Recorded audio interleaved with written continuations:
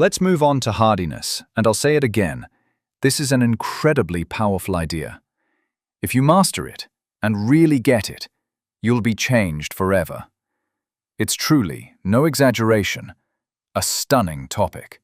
Very mature, very deep. And what's interesting is, you don't have to study it obsessively, plow through stacks of books and so on. Even a kid could grasp it. The only catch is, it's not for everyone. Someone stuck in a very immature mindset will write it off as nonsense. They'll say, "Take your theoretical musings elsewhere." Someone in a state of deep frustration will struggle to take it in and will distort it. So there are real barriers to understanding. Not everyone can even grasp it. But if you're in a normal, more or less stable state of mind, or you find yourself there tomorrow, next week, then the theory is clear and simple. I won't overcomplicate it here, but I really want it to sink in, because it's fantastic. It's precisely the foundation on which Nassim Taleb built his book Anti-Fragile. The book became a bestseller. Nassim Taleb travels the world, constantly talking about his ideas and earning hefty speaking fees for it. Some people think the book is fluff. Others call it brilliant. I've read Anti-Fragile. It's a good book, worth your time. I'm not here to criticize the author. He's very smart, talented, all good. But he developed his theory by leaning on the concept of the great scholar and psychologist Salvatore Maddi, who created the theory of hardiness. So let me get to it and start with where it came from.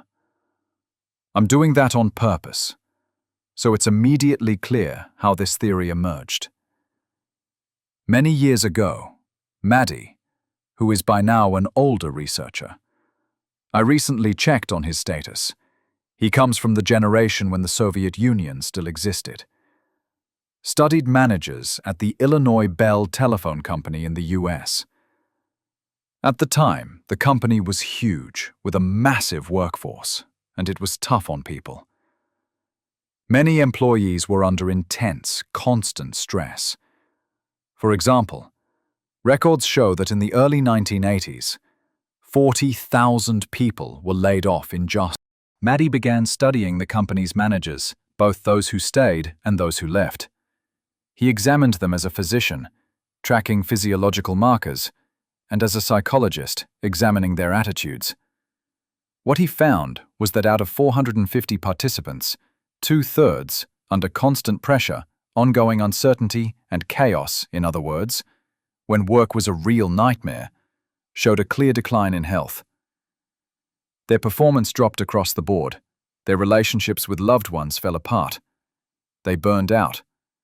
High blood pressure, migraines, depressive states, and divorces were reported by a significant number of participants.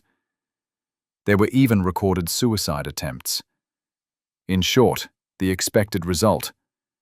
A toxic corporation grinds people down, torments them, and the poor employees suffer. The company destroys everything in its path, as they say. You could stop there, but Maddi was an exceptional researcher precisely because he noticed something else. 1/3 of the participants, 150 out of 450, these 150 managers, in the very same corporation, under the very same conditions, with the same pay, in that same stressful environment, were feeling great. They were thriving. Healthier, and medical exams confirmed it. Healthier than ever. Their relationships were getting stronger. They kept generating valuable ideas at work, and they outperformed the 300 who were going under.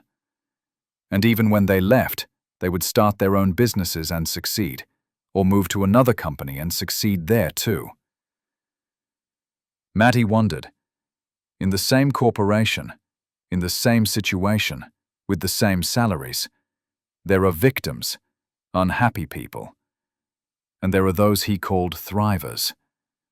He asked himself, what's the key difference between people who behave so differently in identical conditions? When he looked into it, He identified a specific construct, a constellation of traits, which he called hardiness. So what is hardiness? It's Maddi's concept. By hardiness, Maddi meant a belief system, and I emphasize a system of beliefs and attitudes that lets a person see events as less traumatizing and effectively stand up to these. Let's call them what they are: extremely unpleasant circumstances. The researcher identified 3 components. The first is commitment.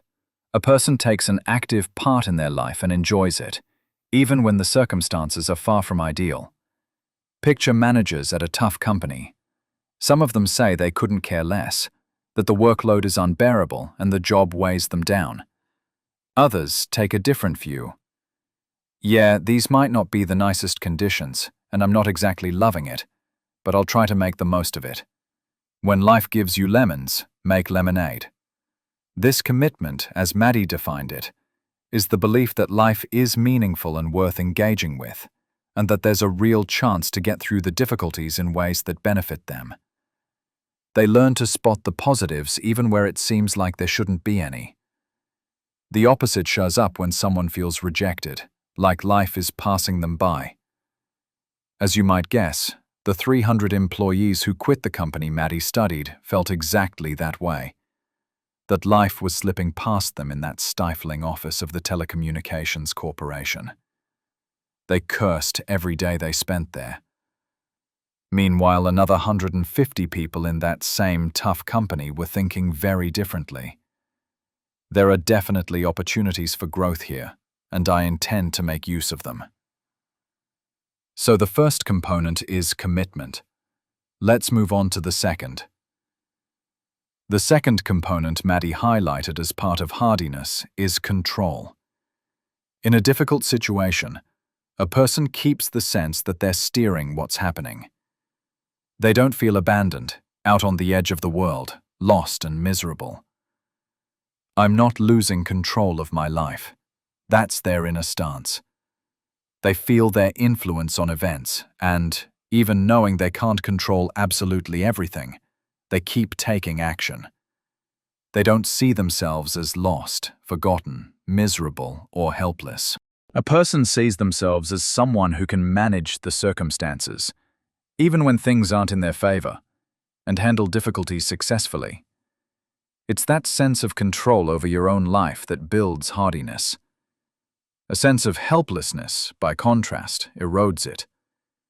Someone who's in charge of their life knows how to make decisions, can find their own way, choose a direction, and stick with it. It's important to understand. This is possible even in the most bureaucratic corporation. Research shows that even in conditions that seem hopeless, people kept developing and growing if they maintained a mindset like, I'm here for now, I'll work here for a while, then I'll move on to find my path, join another organization, or start my own venture. That's the second key aspect of hardiness. The third major component researchers highlight is a willingness to take risks. A person recognizes that anything that happens in their life becomes experience they can learn from, whether it's positive or negative. They keep taking action even when the outcome isn't guaranteed. A hardy person sees it clearly. Life is a way of collecting a range of experiences, and I'm doing it at my own risk. Yes, maybe I won't reach great heights in this corporation, but while I'm here, I'm gaining experience. Then I'll leave, maybe tomorrow, in a year, or in 5 years. But right now, I won't consider myself a failure. I accept the risk, and I don't treat the situation as a defeat. There will always be hedonists around who'll sneer and say, you're being foolish. We're enjoying life while you're wasting your time. Someone who takes risks doesn't think they're a fool, because they understand. I'm going to look for fulfillment in my work. People might call them a workaholic or odd, but hardy people, and we'll come back to this, are the ones who actually run the world. They're the most mature people, and they achieve significant success. People without hardiness are like fallen leaves. Today the wind blows them one way, tomorrow another. Hardiness is a belief system that helps you keep reevaluating your life choices in a more mature way. You stay active. I'm going to keep moving forward. Maddi called this a special kind of psychological hardiness, an enhanced personal effectiveness. He believed that hardiness is a key indicator of mental health. So what is hardiness really? Put simply, it's the ability to see life as a trial and the willingness to consciously embrace those trials. I've mentioned a book called The Hero with 1,000 Faces many times in my content, in some lectures and live streams. I'm not insisting you read it cover to cover. It's pretty dense and at times a slog. Though if you're into deep reading, and I feel like there are more of you than usual today, if you like serious literature, I highly recommend it. Honestly, I barely made it to the end myself. It's a very complex, deeply scholarly work. But at least check out a summary. There are plenty of sources. There's also a piece on this topic floating around social media, the one with Darth Vader in the picture. You can't miss it. The book is amazing. It shows that the hero has to face trials head-on. Many hardships await. Nothing in life is guaranteed. But if he keeps moving forward, sooner or later he'll master what he doesn't yet know how to do. And that skill will help him overcome the difficulties that will inevitably arise. Joseph Campbell shows how, after finding himself, the hero returns. Of course, we're talking about a mythic structure, to his hometown, as a mature, great, one-of-a-kind person who can live a happier life. So definitely check out Joseph Campbell's work. And coming back to Maddi, he says we should see life as a challenge, as a trial. Not a trial with a negative slant, why is this happening to me, but a positive one. Yes, I can feel problems brewing. I understand that anything can happen in my life. But I'm not going to bury my head in the sand. A lot of people behave like ostriches. They keep ramming their heads into a concrete wall, and then go to a neurologist to complain about a headache. "Doctor, my head hurts unbearably," they say. Well, of course it does. If you keep banging your head against a wall day after day, what else would you expect? You need to rethink your approach to life and recalibrate your core beliefs. Life really does start to change for the better when your belief system shifts. Your belief system is crucial. Give it your utmost attention. Now, let's get to the final aspect of hardiness. The main superpower of people high in hardiness, and this isn't just empty rhetoric. This concept can completely transform your life. Not instantly, not tomorrow. But if you take it seriously, in 2 to 4 years, your life can change dramatically for the better. The superpower of hardy people is the ability to find meaning in all kinds of life events and hardships they encounter. None of us gets through life without problems. That's just not how it works. Sooner or later, everyone faces hardships. Some daily, some weekly, some monthly. And for some, once a year is enough to feel how painful it can be. The ability to make meaning of those events and hardships, that's what really matters. That's the foundation of hardiness. Meaning-making, as both Viktor Frankl and Salvatore Maddi emphasize, is the highest level of sustaining the self. In terms of psychological energy, it gives you an order of magnitude more strength than trying to rely solely on defense mechanisms. Defense mechanisms operate at the most primitive, low-energy tier of personal development. This topic is explored in much greater depth within specialized personal development programs. There's a dedicated questionnaire on psychological defense mechanisms that even tells you how to work with each one. But most immature people don't go beyond simply learning the defenses. Mature people explore more advanced aspects of their own development. Highly mature individuals use meaning-making as the highest level of self-development. So you have to learn to find meaning in as many situations as possible, even the most unpleasant ones. I'll stress this again. You have to learn it. There's no way around it. You have to do the work. That's exactly why we can't avoid this work. When we talk about key resources for personal growth, this framework is closely tied to psychological hardiness. I often notice that a person lacks resources, and people keep asking me, "What are resources? Where do you find them? How do you get them?" I emphasize that a key personal resource is the ability to choose your own tasks independently. I'll repeat, choose them yourself. Back in the day, my parents insisted I apply to a specific major, arguing I had the talent for it. I wanted to study management, but I got a firm no. You only get in there through connections, and we didn't have any. So I had to accept it and enroll in a major that didn't match my interests. What's more, I excelled there, won an academic competition right away. In my first year, I placed second among students from all 5 year groups and ranked first in my second year. Everyone thought it was my calling and destiny, but inside I felt miserable. Even though I didn't like the major, I kept performing at a very high level. Then I realized I absolutely couldn't live my life like that. So I transferred into a psychology major, understanding I needed to sort out the inner chaos that tormented me. I went into psychology to understand myself. As it turned out, it really helped. Psychological knowledge became the foundation of my deep understanding of branding, personal development, and personal branding.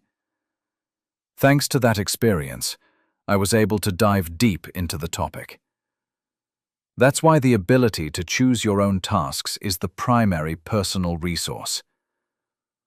The second most important resource, as I've already said, is the ability to find meaning in. The first component of identity is self-sufficiency. The second key aspect is integrity. What do we mean by integrity? It's the ability to smooth out contradictions. When you're in conflict with someone and say, "You just don't get me," that shows a lack of integrity, a lack of self-actualization. You're amplifying the contradiction. A mature person will say, "Thanks for hearing me on this point, and here, let's keep the conversation going. Thanks for that. You handled this part really well." Overall, the ability to smooth out contradictions, not escalate conflicts, not fixate on shortcomings, but highlight strengths, that's integrity. The ability to hold together opposing aspects is also a sign of integrity. Don't forget that. Another element is the observer stance I mentioned. It's an aspect of self-actualization, sometimes called detachment. Either way, it's a steady position above the situation, not inside it.